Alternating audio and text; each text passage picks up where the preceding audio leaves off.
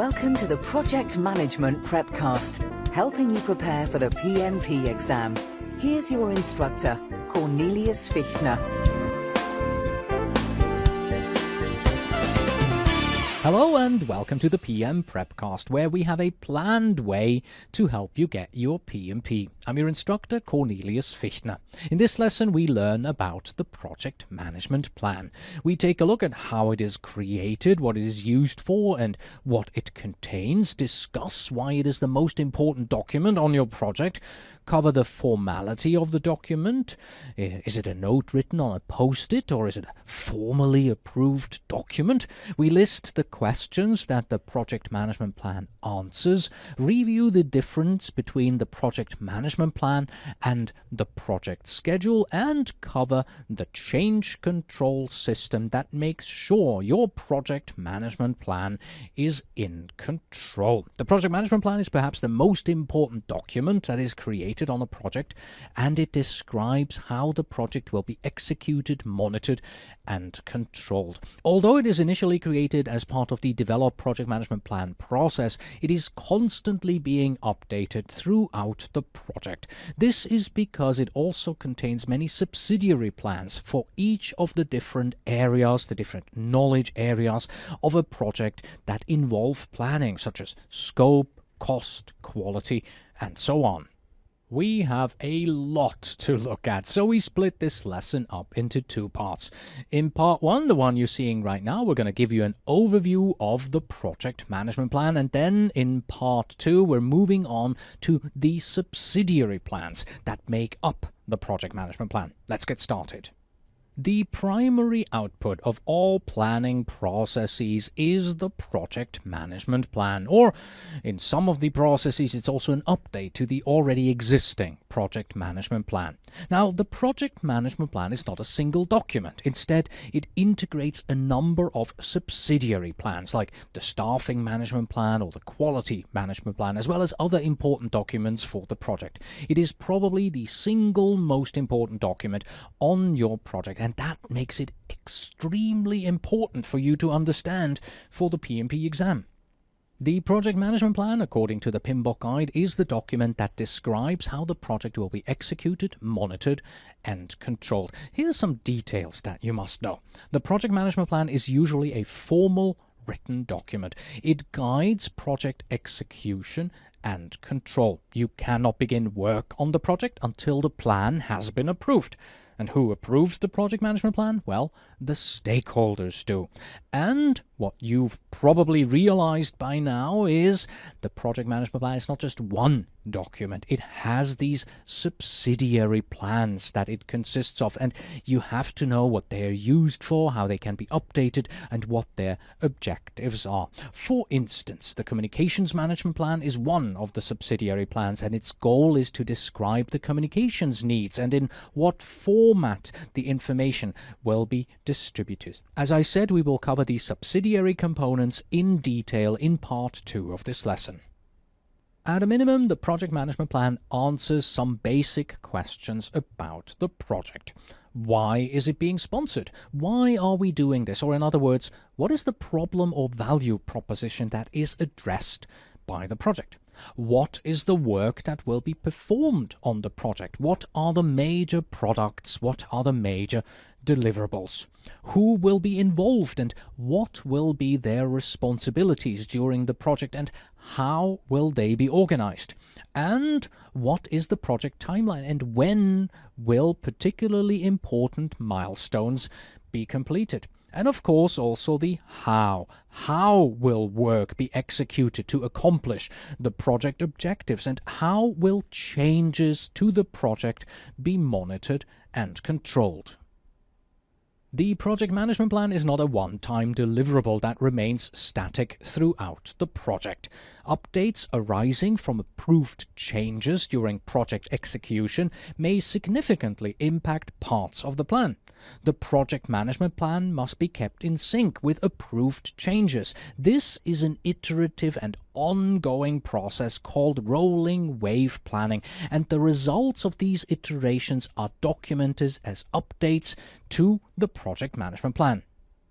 There are many questions that surface when you're executing a project. The project management plan is your primary source of information answering the questions on how the project will be planned, executed, monitored, controlled, and closed.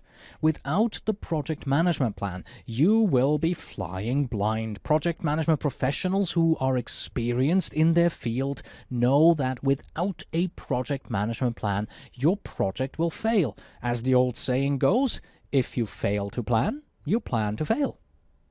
Let's take a look at the objectives of the project management plan. First of all, it documents assumptions and decisions. As your project is being executed, many people may be asking questions like, why are we doing it this way? Why aren't we doing it the way that I would prefer having it done? If you have a project management plan and you document assumptions and decisions at the very beginning, then you have clear guidance and you can answer these questions quite easily by referring to what was decided and then written down in the project management plan. And have you noticed how we just communicated with our stakeholders and how we explained to this stakeholder how the project is executed and what exactly it is that we're doing? This is how the project management plan helps in communication between you and the stakeholders, between the project manager and the project management team, and between everybody else on the project. Because as you create the project management plan in the very beginning, you have to get together with the other stakeholders and define how you are going to do things in the future. And of course, having all of these documents means, yes, we have the high-level goals, the high-level costs, as well as the time sequencing in the form of a high-level milestone schedule defined in the project management plan from the very start.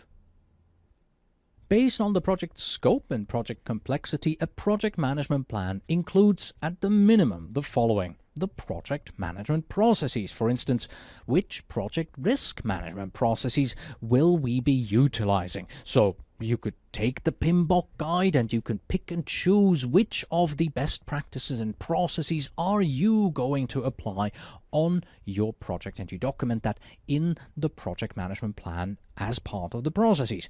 We're talking about the level of implementation. Here we go a bit deeper into the processes and describe the various activities that we will perform for each of the project management processes. And then, of course, also a description of the tools and techniques. In this section, we describe all the tools that we will be using.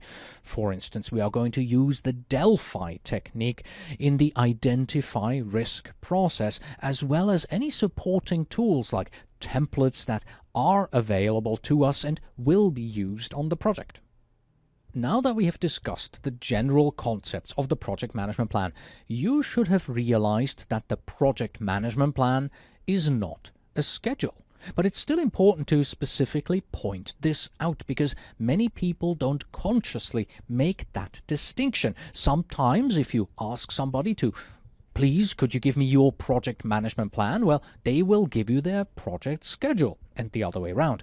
For the PMP exam, this is not correct. The project management plan describes how the project work will be performed. It's a formal and approved plan that tells you how you are going to execute your project.